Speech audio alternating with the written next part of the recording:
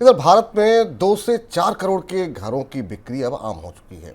वहीं बढ़ती डिमांड के बीच देश के प्रमुख बिल्डर्स 10 करोड़ रुपए से महंगे अल्ट्रा लग्जरी और बड़े घरों पर फोकस कर रहे हैं। ऐसे लग्जरी अपार्टमेंट गुरुग्राम, मुंबई के अलावा गोवा और हैदराबाद की पॉश लोकेशन में पेश किए जा रहे हैं। एक और जहां लग्जरी घरों की पेशकश की जा रही है, वहीं अब बिल्डर सस्ते घरों से परहेज कर रहे हैं।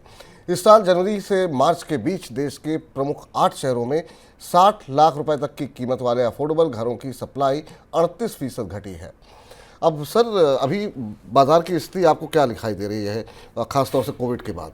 कोविड के बाद का दौर पूरा हो गया और सस्ते मकान अब सस्ते नहीं रहेंगे। सस्ते मकानों का की जो भी संभावनाएं थी वो यहाँ से पूरी तरह समाप्त हो गई और बिल्डर्स ने इसे समझ लिया। प्रॉपर्टी के जो ताज़ा आंकड़ा आया है वो इस बात की पुष्टि करता है। हालांकि हम लोग इस पर विस्तार से बात कर चुके हैं, इकोनॉमिका में भी बात कर चुके हैं और बता चुके हैं क्योंकि सस्ते मकान भारत में अब सस्ते नहीं रहेंगे। लोगों के लिए अब मकान अफोर्ड करना भारत में खासा महंगा होने वाला है। इसकी कई महत्वपूर्ण वजह हैं, पर आंकड़ा सबसे पहले हम देखते हैं। सस्ते मकानों में मकानों का जो रेंज है, अफोर्डेबल हाउसिंग की जो रेंज होती है वो 60 लाख रुपए तक के मकान होते हैं, जिन्हें ये अफोर्डेबल या सस्ते मकान माना जाता है। प्रॉप इक्विटी के आंकड़े के हिसाब से 38% की कमी आई और देश के सारे प्रमुख बाजार जो भी जहां जिन बाजारों में भी सबसे ज्यादा मकान बिकते हैं वहां सब जगह अब बिल्डर्स ने अपने लिए महंगे और लग्जरी फ्लैट्स की परियोजनाओं को शुरू किया है और सस्ते मकानों की परियोजनाएं कम कर दी हैं। वजह विपुल जी इसकी सबसे बड़ी ये है कि प्रॉपर्टी के प्राइसेस पिछले 2 साल में बहुत तेजी से बढ़े हैं, चाहे वो अर्बन एरिया में हो या सब अर्बन एरिया में हो। अब वहाँ सस्ते मकान, अफोर्डेबल हाउस बनाना संभव नहीं है कंपनियों के लिए।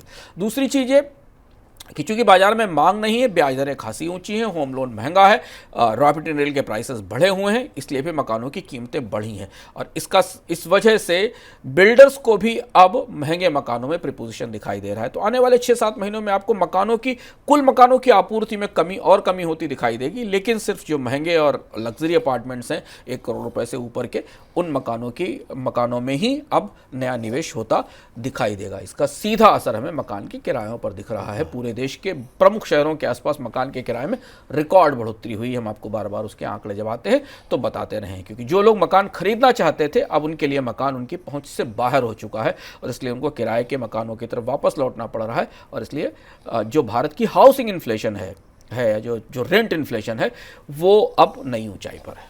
बिल्कुल, हम जो है किराए पर रहना काफ़ी मुश्किल होता हुआ दिखाई दे रहा है। इधर देश के बड़े स्टार्टअप घर वापसी की तैयारी कर रहे हैं। फोन पे, ग्रो और पाइन लैब्स के बाद अब online shopping platform Meesho, quick commerce platform Zepto, B2B trade platform उड़ान और डिजिटल पेमेंट कंपनी रेजरपे ने भारत में अपना बेस बनाने के लिए काम शुरू कर दिया है। इन सब में रेजरपे सबसे आगे चल रहा है। हालांकि जानकारों का यह भी कहना है कि इन कंपनियों की घर वापसी की राह आसान नहीं है।